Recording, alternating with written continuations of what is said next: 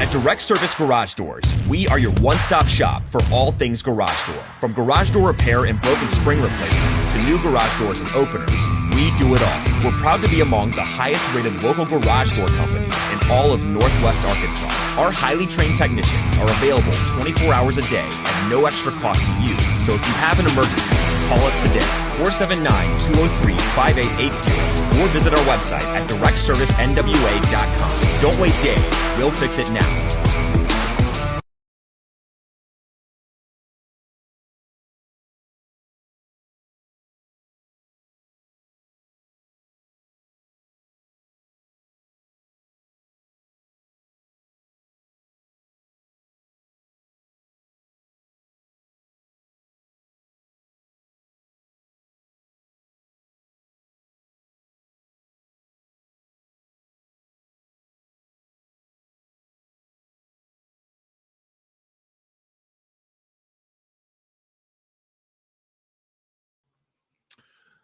All right. Welcome, everybody.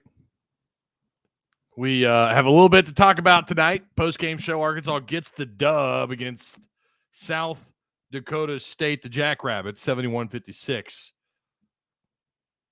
Let's do this, huh? 3, 2, 1. Wait for it. Wait for it. Yo, what's going on, Arkansas Razorback fans? All right. What a game.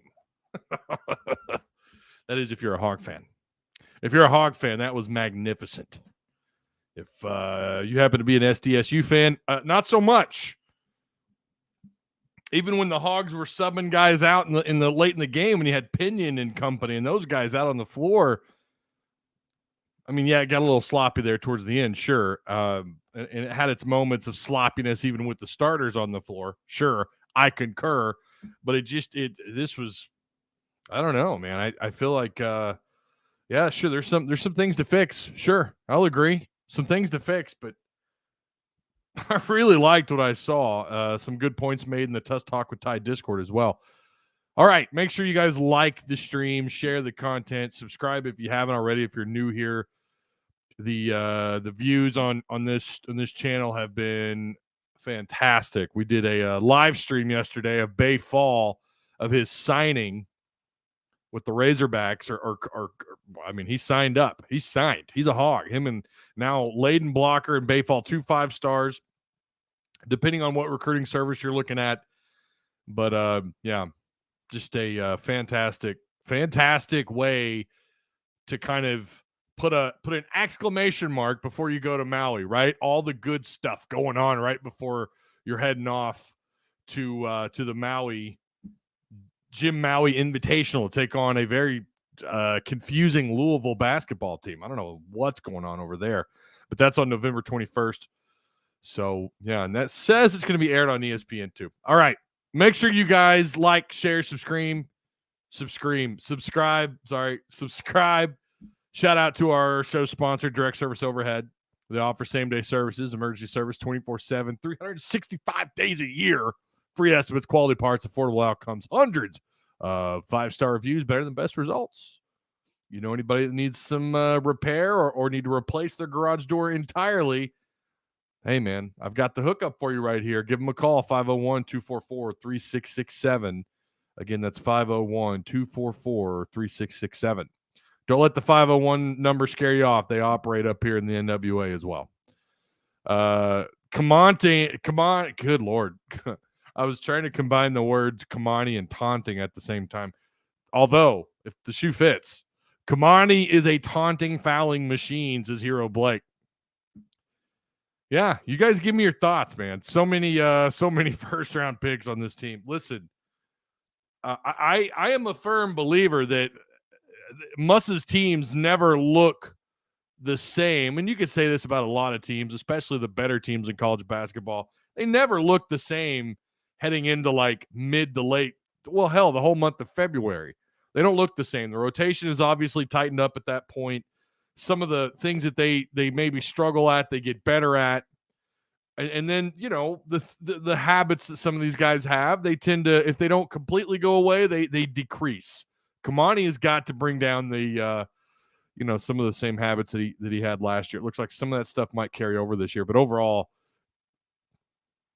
pretty impressed with every. I don't know, man. We could talk about it's not all great, right? Even though you won 71-56.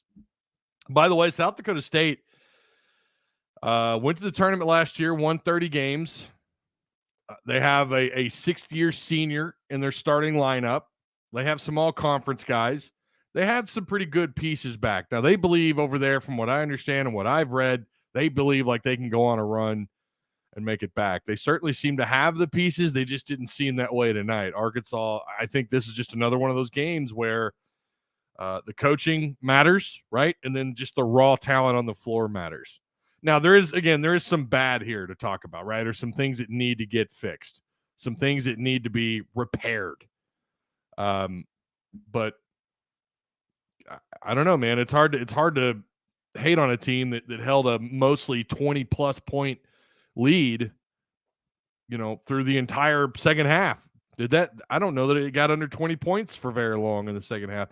Just now to outstanding performance from the Razorbacks. All right, make sure, again, you guys like, share, subscribe, all that fun stuff.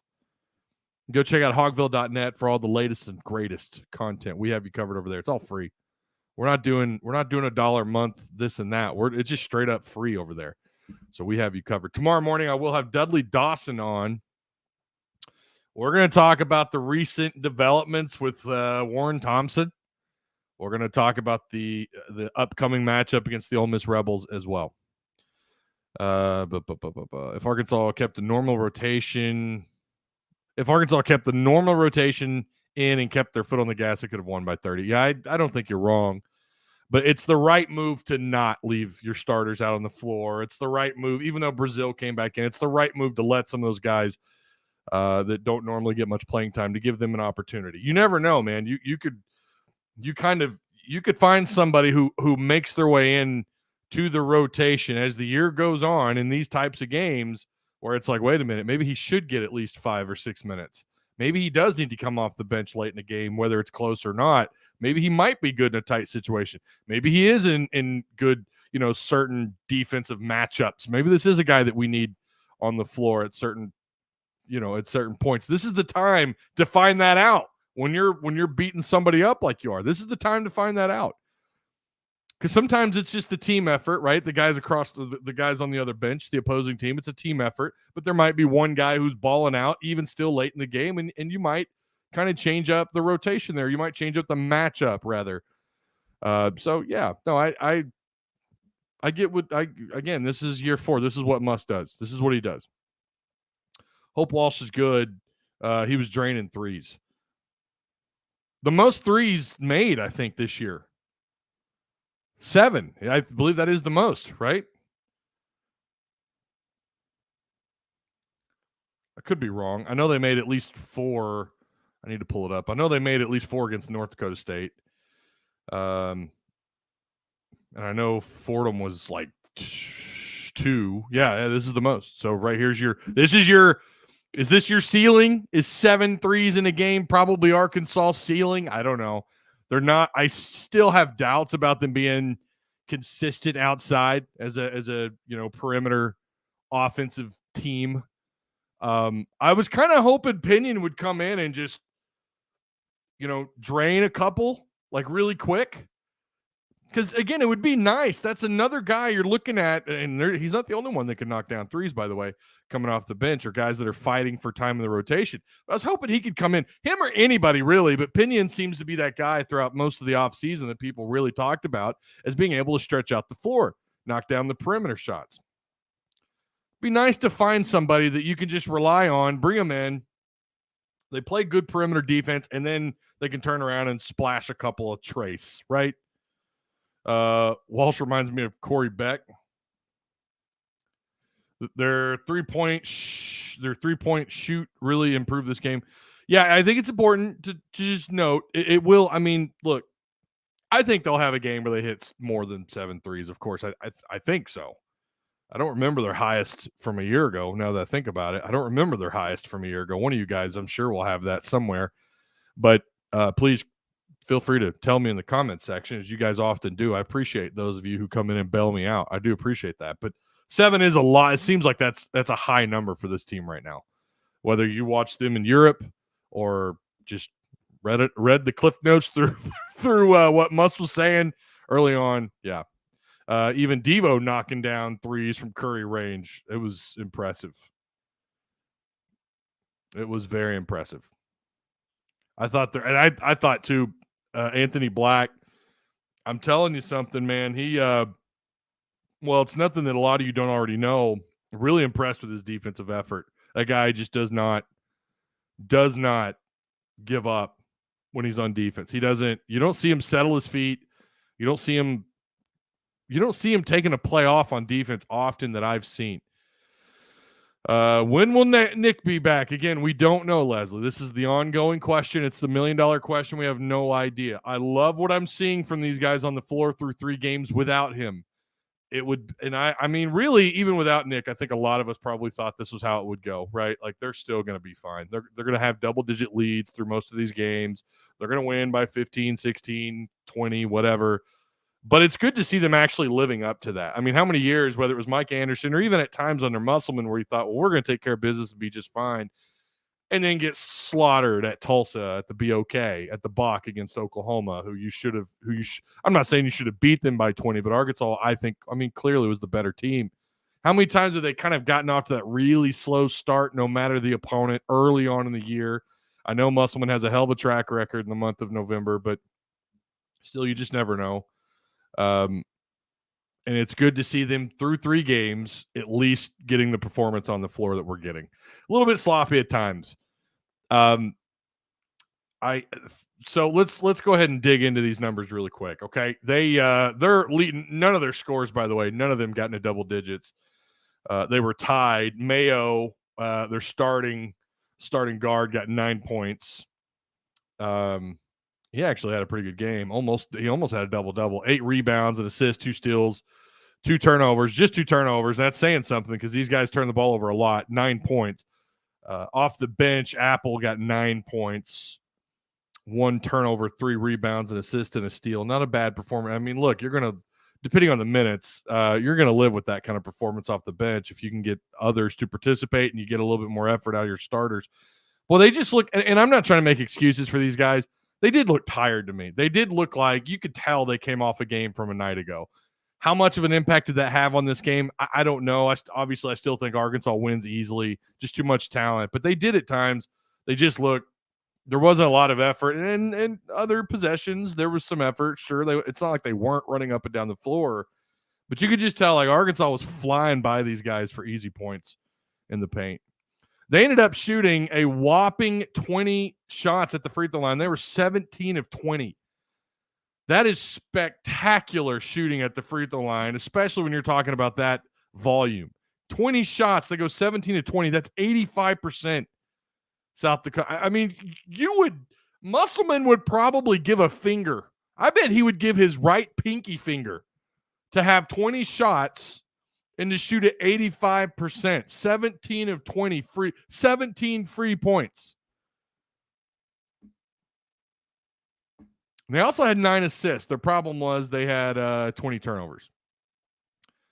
They were 3 of 16. Once again, Arkansas's perimeter defense, man, looking pretty good. 18.8% according to ESPN. 32% from field goal percentage. 18 of 56 there. I thought some of their shot selection was bizarre. Like, they just looked like – I'm sitting here watching them for a little bit there, especially in the second half, and I'm thinking, like, I know they had a little bit of roster turnover, but this team won 30 games a year ago. But, you think about it again, they definitely they look tired to me. I don't know. Mims was 8 of 8.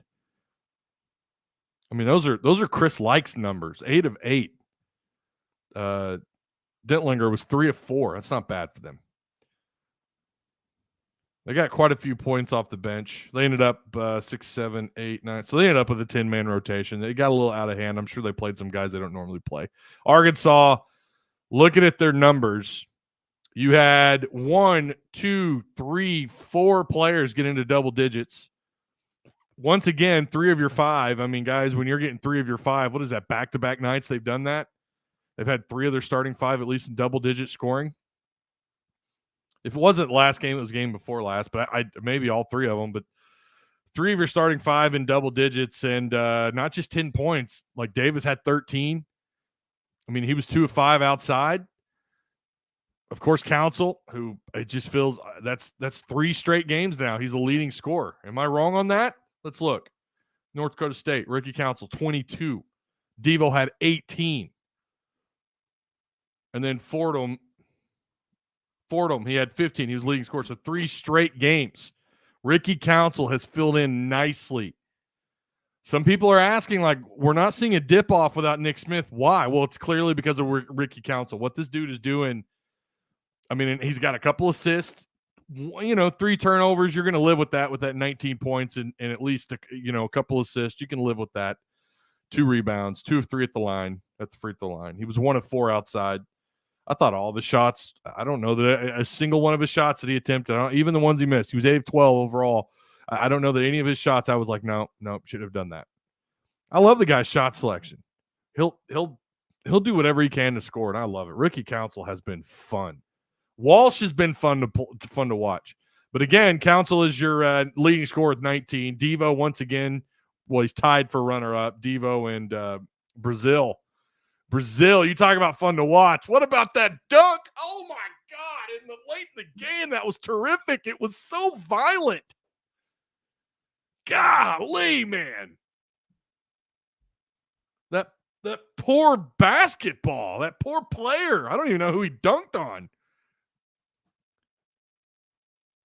He was asking for license plate numbers after that dunk. That was ridiculous, man. Graham got quite a bit of playing time tonight. I kind of have mixed opinions on Graham. Little all over the place. I liked his effort rebounding. He ended up with 6 rebounds, 5 defensive, 1 offensive, just 2 points. He had just 2 turnovers and 1 foul. I've not seen him, get a little too crazy on fouls. Then again, he hasn't played a whole lot. He didn't play at all in game 1. Thought he played pretty well defensively. I think he's still trying to get settled in on what his role is, and he's fighting for minutes, right? He's fighting to get into that rotation.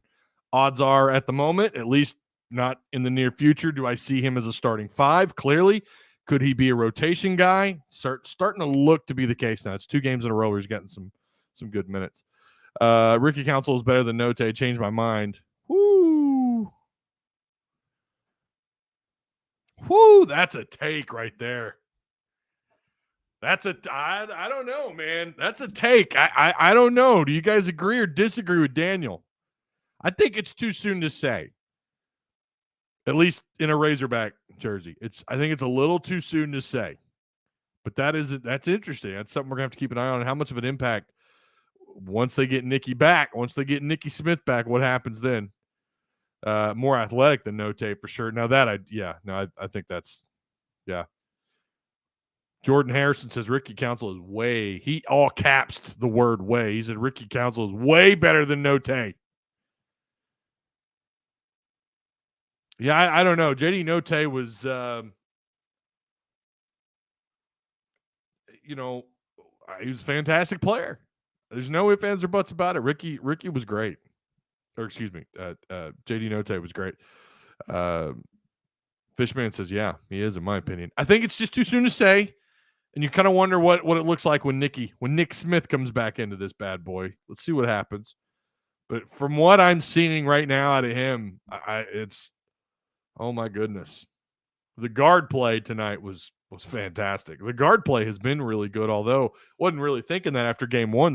Game 1, it was like the forwards, the big guys came to play. And then since then, it's kind of been just fantastic guard play. Let's go over again on these numbers. Your 3 of your starting 5 ended up in double digits. Walsh tonight, 4 of 7, 2 of 4. He shot 50% outside. Yeah, you like that. 0 for 1 at the line, though. He had 3 steals. He had a block.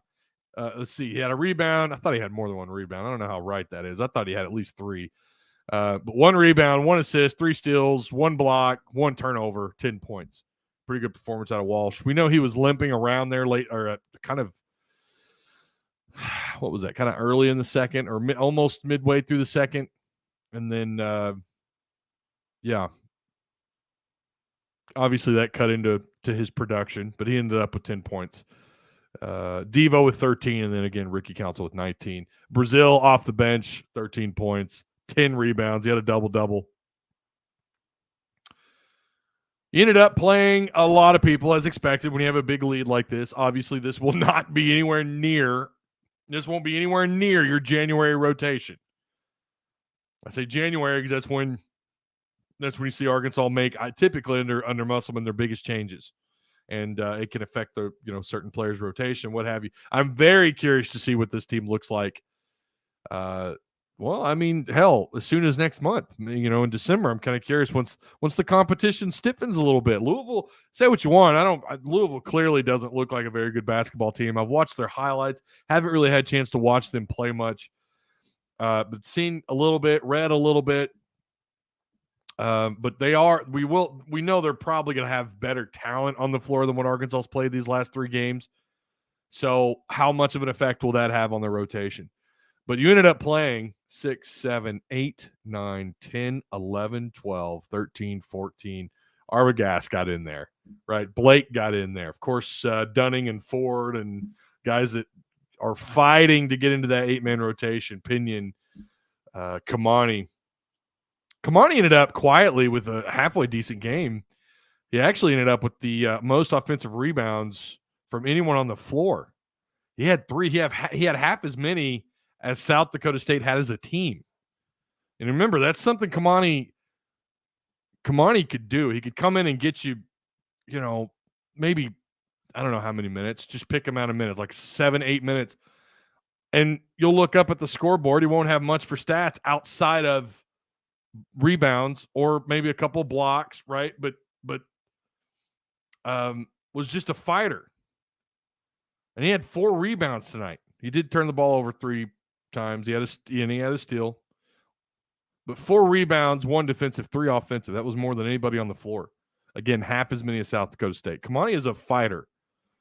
He won't ever be a great scorer. I'm not saying he can't be up there. And, of course, again, another guy fighting for minutes. I kind of feel like he finds his way at some point in the year. If it's not early on, at some point, I just feel like Kamani, a guy who's been here for a minute, he knows the system. He knows what must demands. He's been in there. He's had some key moments. He's played in some key minutes. He's been in on these runs. I just feel like eventually Kamani will find his way into the rotation. But that'll be something to see. See, I'm here, says Argue 56. Yeah, I see you, Pops. We're gonna have to get you a new avatar. I'm gonna have to come over and get you. I mean, I know it's the Cardinals and everything, but you've had that same YouTube avatar for like ever. Welcome. Maybe you'll stay for more than a couple minutes, huh? I was watching your show last night. Yeah, I didn't watch but about a minute or 2, but yeah. Looking at Arkansas's numbers, they shot 45%, almost 46% field goal percentage, 28-61. 31.8%, not hallelujah numbers, but I mean, early on, they were shooting 40%? Their first 6 or 7 attempts. It looked like, okay, they're going to shoot lights out. We knew that number was going to come down a little bit, and it did. They took some kind of junk shots outside, especially with a big lead. I'm always curious, how well will they shoot outside in the perimeter when the game is tight? What does the shot selection look like when the game is tight, or even if they're up, 10, 11, 12 points, where it looks like they're about to go on a run? I'm always curious about their shot selection and what they do outside in the perimeter offensively. And I thought they did really well. Again, in key moments in the game, early on, they were shooting like 40. I don't think it ever got higher than 40%, but that you can live with that all day long. And then, of course, those numbers drop, and you get those junk shots outside where it's just kind of out of – and listen, Musselman's philosophy is I'd rather a bad shot than a turnover. A bad shot could lead to maybe an offensive rebound, a second chance shot, maybe someone bails you out underneath, right? Or who knows, maybe you can get a foul on the play or something. It could always lead to something. But a turnover is always a turnover, no matter how you look at it. It's a turnover. Nothing else happens, but the other team has the ball in their hands. There's nothing you could do about it. Although we've seen Arkansas, they'll turn the ball over, and then they fight because they use their hands so much. They'll fight. And I've seen them do this every game on several turnovers where they'll fight and they'll get their hands active and they'll just take the ball back. or they'll make it even harder for the opponent to work the ball up the floor. But again, 31, almost 32% outside perimeter. Again, the number that continues to not, I don't want to say it's a downward trend because we're only 3 games into the season, but they shot 53% at the free throw line. That's horrible. That's horrible. That's really bad. That number has absolutely got to go up. I seem to remember that being a case last year where they were shooting like, I want to say going into SEC play, I want to say they were shooting like 62%, something like that. It wasn't very good. And then as the year went on, Chris Likes kind of found his role as a guy who would get to the free throw line late in the game and rack up some points at the line, get some free shots. And all of a sudden that number started to bump. Do they have someone like that? I'm not sure. We're still trying to figure this thing out. Brazil did go 2 for 2 at the line. Graham went 0 for 2, right? Pinion went 2 for 2 at the free throw line. But then Mekhi Mitchell went 1 of 3. Yeah, I mean, that's got to get cleaned up a little bit. You know, free throw shots are free throw shots. Doesn't matter if they're happening early in a game or late in a game. They are what they are, and you've got to clean those up. Another thing they got to clean up, we ended up at dead even on turnovers. They had 20, Arkansas had 20. Turnovers they can't get back into that habit like they did in Europe. Or like they did with the Texas exhibition where they turned the ball over like 42 times. Okay, I'm obviously kidding. It was like 24, 25, whatever. It's horrible. Can't get back into that habit. And I've noticed at times they'll try to move the ball around and someone will have their eyes down court, not at the ball or not at the player passing them the ball. They try. I don't want to say they don't. I'm not saying they get cute, but I don't know. Just guys just not really paying attention. Those passes turn into turnovers. I mean, Brazil had 4 alone tonight. Brazil led the team in turnovers. Now, he got a lot of minutes. He played a lot. He had 13 points. He had a double-double. It's kind of hard to complain much when you're in a double-double, especially with 2 offensive rebounds, a couple assists, a steal, and when you're shooting, 100% outside. He's 1 for 1. Oh, and he's 2 for 2 at the line. It's kind of hard to complain about the guy, but 4 turnovers is too many. Council had 3, and Kamani had 3. But 20 turnovers is just not great. You were -3 in the category, in the assist to turnover category, or assist to turnover ratio, if you will. You were -3. You had 17 assists to your 20 turnovers. That's bad. Could be worse, right? Could be 9 to 11 number like what South Dakota State ended up with, 20 turnovers, 9 assists. We need to win out in football. Corey Beck needs to mentor Jordan Walsh. Jordan Walsh, like I said, whatever the guy chooses to be good at, I think he'll be good at it, but it's like he might just be the Swiss Army knife for this team. Just find a way to get great productive minutes and, just put on a hell of a show. I would listen. I'm every game so far this year, at least 2 out of the 3, I've been pretty impressed with him. A lot of hustle, a lot of fight. You see the athleticism. Hopefully he's durable and tough. I think the way he plays, that's going to be something. He ended up with 16 minutes tonight. We know, again, those minutes kind of got chipped into. Trevon Brazil, what is he, tied for 3rd most minutes, 29 minutes. He tied with Anthony Black.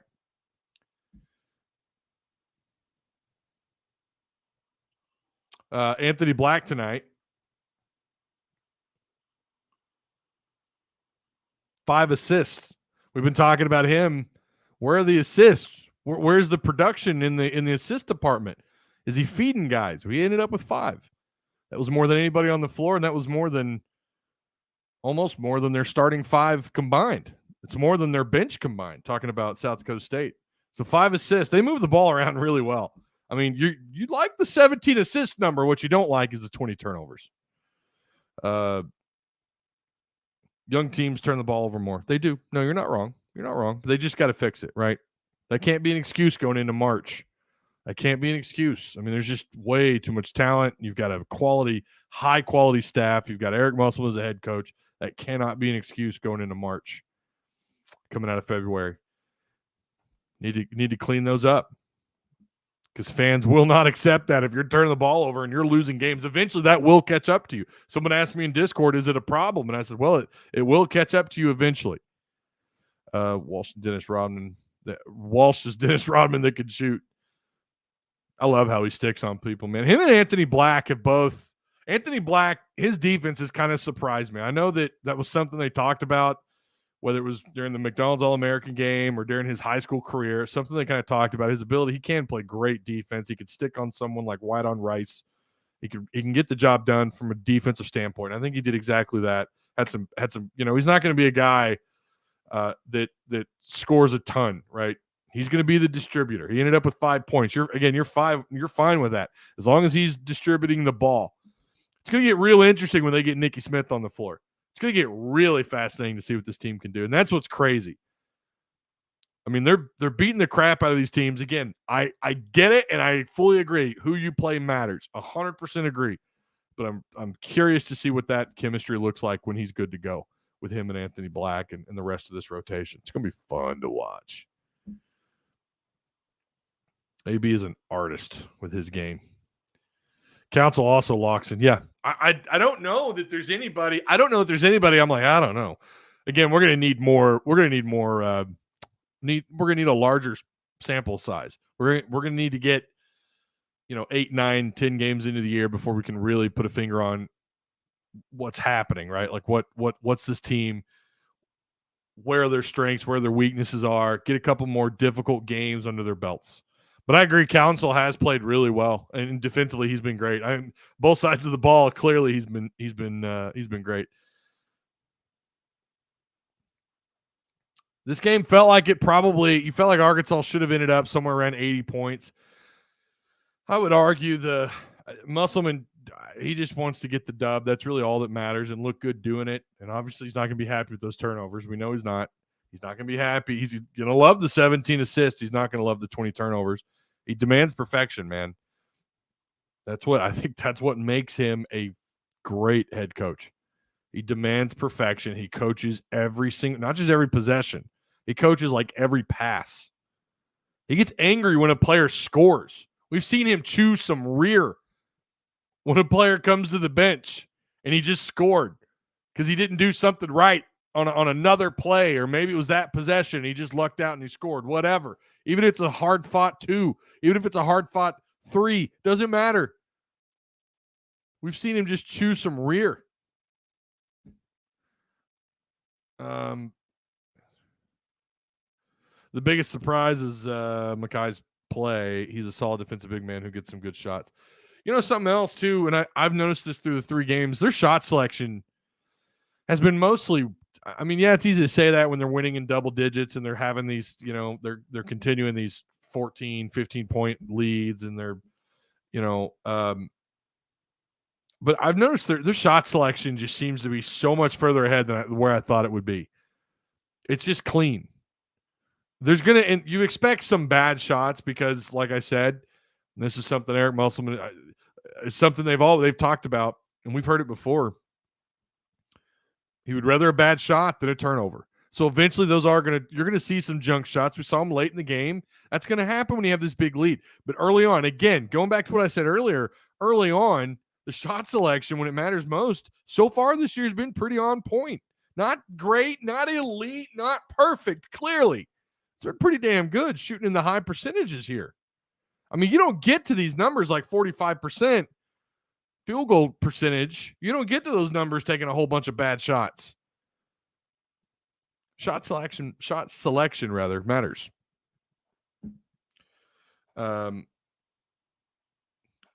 Walsh was limping, came out of the game, but toward the end he was moving around, fine on the side. Yeah, I think he's going to be all right. Everyone thought it was cramps. I kind of thought it was cramps. It was not.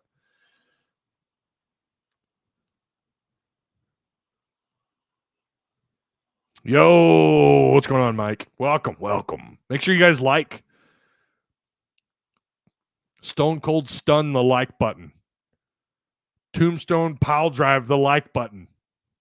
Give it a like. Share the content. Subscribe if you're new here. We'll find out where we are when we play Louisville. Oh, yeah, like I said earlier, you're playing better talent. In terms of what you've played against lately, right? Louisville will have the best talent that you've played against so far. but they are not off to a good start. They are struggling mightily. They are 0-3. They lost to, I don't even know who the hell this is. Bellarmine, the Knights. I've never heard of this program. They lost by a point at home, 66-67. Wright State, the Wright State Raiders, who are called the Raiders, but apparently have a dog as a mascot. That's their logo. Okay. They lost to them 73-72. Like, they're not blowouts. I don't know. It's just so early for me. We've seen teams start off horrible and then go on these, go on a late season run to get into the tournament. But I'm shocked that these guys are 0-3. Appalachian State, to be fair, seems like they're a pretty good ball club right now. 3-0 with a victory on the road. Louisville not in the best of shapes right now. Ellis, their guard. This guy's averaging 38 minutes, 24 points a game. Brandon Huntley, their forward. He's averaging close to 9 rebounds a game. Eli Ellis also averaging north of 3 assists a game. Jaleel Withers is averaging 2-3 steals. JJ Trainer's averaging close to a block a game. I mean, I'm sure if you look at their recruiting, and we'll look into them a little bit, getting ready for this game, I'm sure they've got great talent. I'm sure they got some stars. But 0-3 is not how I expected them to start the season. So that's what Arkansas has coming up next. Texas is up 10 on the Zags. Maybe Texas is legit this year. I haven't even looked. What are they up to right now? What's their surely they're undefeated, right? Surely they're 2-0. Yeah, they're 2-0. UTEP, they beat 72-57. And then I guess that's Houston Christian. They beat, 82-31. Okay. Good Lord.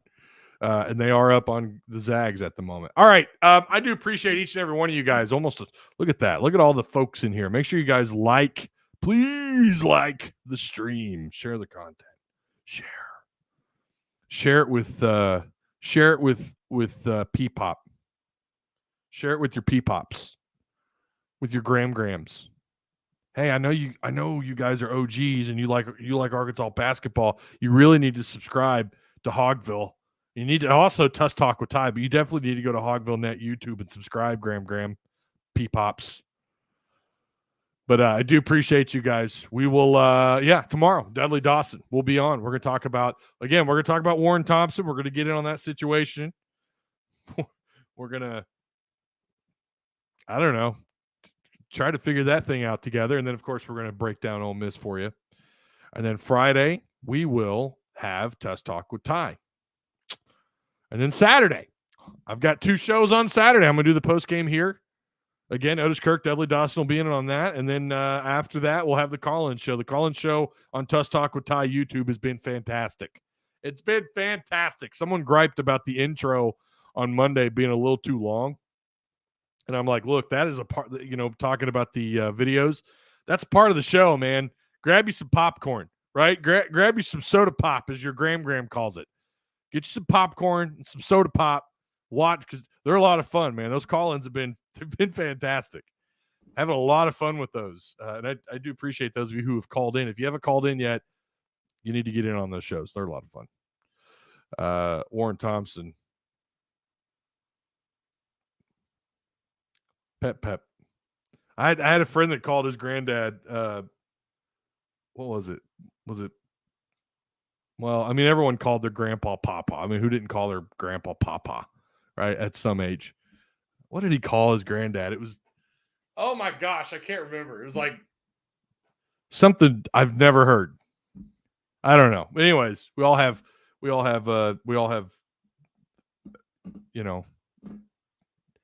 different ways of talking about our grandmas and our grandpas. That's the universal way of talking about your grandma and grandpa. Just call them grandma and grandpa. But P-Pop and Graham sounded fitting. Pappy. I've known a few people that call their granddad Pappy. Brazil dunked on that man's soul. That's a very good way of putting that. That was ridiculous. I missed the live angle of that. I missed the live shot. And I went back to the replay, and it's, oh my God, my screen like almost cracked from that dunk. It was so violent. God, he's going to be good. Oh my gosh, he is going to be so fun to watch. They have, hey, listen, they've got that thing we talk about often over on Tuss Talk with Tide, and it's called quality depth mattering. Quality depth matters, and boy, does Arkansas have it. I mean, they are overflowing with talent. I'm telling you, this is going to be one hell of a challenge for Eric Musselman to figure out who his 8, possibly 9. Look, this, if you're ever going to go to a 9-man rotation, this would be the year to do it. I feel like it's going to be between 8 and 9. He's got a lot of work cut out for him there. That's good luck. That's all I got to say. I'm glad I'm not the guy that has to do that. It's going to be tough. You got to keep these players happy. Fans are going to be critical if someone who's in that rotation isn't performing. Someone's going to, the media is going to be critical because that's what we're paid to do, right? Fans are going to be fans. He's got a hell, but you know what? At the same time, you can argue it's going to be easy. I hate to say that. I shouldn't say that. It won't be as big of a challenge as, like, let's say maybe his first couple of years. At the very least, it's not as big of a challenge because you're just overflowing with so much talent. It almost feels like whatever you decide to do is going to be the right move. So, but still, it's still a challenge. I'm sure he's up at night thinking about it. I'm sure he is. So, I know I'm late. By JD help build it. Oh, okay. You're saying JD he helped build this program to what it was. They didn't make 2 Elite Eights without him. Love counsel. No, I mean that's an adequate take. Sure. No, I don't think anybody's saying that he was bad. I don't think anybody's saying that. I think what you're saying is right. I think what they're saying is probably right. I think it's a little too early to say, but I don't know, man. Like, counsel's really pushing. My God, he's just been fantastic. QDM, baby. Hashtag QDM. That's right. Quality depth matters. Hope we see Texas again. Well, wouldn't that be great? In the tournament, get some payback. All right. I will, again, talk to you guys tomorrow. Hopefully you'll be there for the live. If not, make sure you go back and watch it. We have a lot of content that's going to be coming up for you guys in the coming days. A lot of content. So make sure you're subscribed. Hit the like on your way out, and I will see you guys. I'll see you guys soon. All right. Be good. Or don't. Whatever.